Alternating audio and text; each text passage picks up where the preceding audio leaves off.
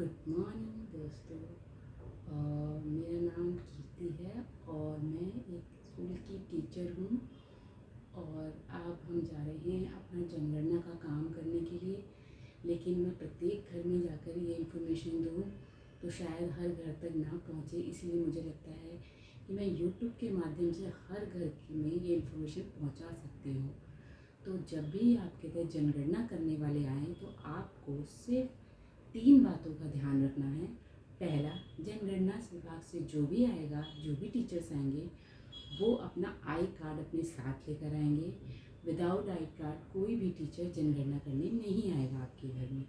तो हर टीचर के पास आपका उनका आई कार्ड होगा जो आप चेक कर सकते हैं। दूसरा पॉइंट, अगर आप खुद से जनगणना कर लेंगे, खुद से अपनी इंफॉर्मेशन गूगल पे डाल देते हैं, तो आपको वहाँ से एक आईडी मिलेगी। जो आईडी आपको वो जो टीचर्स आते हैं, जो भी जनगणना करने आता है, आपको उनको देनी है। वो आईडी से आप आपका जो आइकन है वो ओपन कर लेंगे और रीचेक करेंगे और उसके बाद सबमिट कर देंगे। मुश्किल से 2 मिनट का काम है अगर आप खुद से अपनी जनगणना कर लेते हैं। जनगणना करने के लिए मैं यूट्यूब पे स्क्रीनशॉट डाल दूँगी कि आप कहाँ जाके अपनी जनगणना कर सकते हैं। 1 मई से 15 मई 1 तारीख से 15 मई तक ये स्टार्ट है, आप कर सकते हैं। तो आपने क्या करना है, सबसे पहले गूगल पे जाना है। गूगल पे जाकर स्व जनगणना डाल दीजिए या सेल्फ इनोमिनेशन डाल दीजिए। वहाँ पर जैसे ही आप डालेंगे ये, तो आपका एक आइकन खुल के आ जाएगा गूगल पे। जो फर्स्ट कॉलम आएगा उसी पर आपको क्लिक करना है और उससे उसमें स्टेट और एक कैप्चर लिखने के लिए आएगा। जैसे ही आप उसे डालेंगे, आपके कुछ क्वेश्चंस खुल जाएंगे और उसमें मोबाइल नंबर होगा जो आपको देना होगा। वो बहुत ज़रूरी है क्योंकि उस पर ही आपकी सारी डिटेल आएंगी। तो वो देने के बाद आपको उसमें जब आप सबमिट कर देंगे तो उसमें एक आईडी मिल जाएगी आपको। वो आईडी आपको अपने पास रखनी है और जैसे ही जनगणना विभाग से कोई आता है वो आईडी आपको उसको दे देनी है।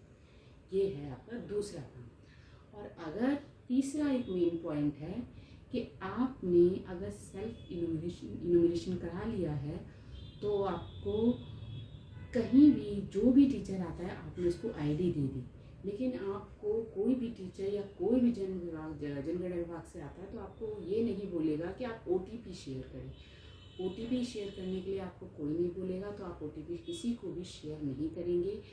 आपके मोबाइल पे किसी पे भी अगर आप अपना मोबाइल नंबर दिया हुआ या उसने किसी से ले लिया है आपका मोबाइल नंबर और वो बोलेगा हम जनगणना विभाग से आए हैं और आपको ओटीपी देना बहुत अनिवार्य है, तो आप ओटीपी किसी से भी शेयर नहीं करेंगे क्योंकि जनगणना विभाग को आपका ओटीपी नहीं चाहिए। और उन कुछ क्वेश्चनों के अलावा आप और किसी क्वेश्चन का जवाब भी नहीं देंगे। तो वो क्वेश्चन आप गूगल पे जाके पढ़ सकते हैं कि क्या क्या क्वेश्चन हैं। इसके अलावा आप अदर इन्फॉर्मेशन उनको नहीं देंगे क्योंकि वो हम लोग नहीं पूछेंगे आपसे। आपसे जो बस क्वेश्चन है वो ही हमसे पूछेंगे। अगर किसी डायरेक्टर का आपके फ़ोन पे कॉल भी आता है तो भी वो उन्हीं क्वेश्चनों में से कोई क्वेश्चन आपसे पुट अप करेगा।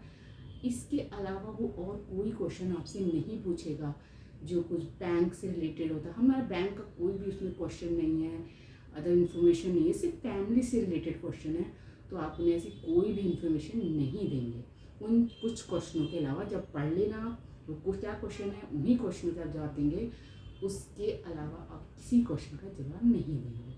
ये 3 बातें आपको ध्यान रखनी है। मैं एक टीचर हूँ और मुझे लगता है कि इतने सारे यूट्यूब वीडियो बन रहे हैं आपको इन्फॉर्मेशन देने के लिए, तो मैं भी एक छोटा सा वीडियो आपके लिए बनाऊँ कि इस इन्फॉर्मेशन के माध्यम से आप सेफ रहें और सुरक्षित रहें अपने घर में।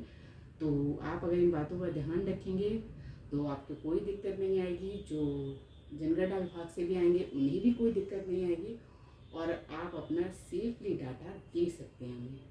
थैंक यू दोस्तों, नमस्कार।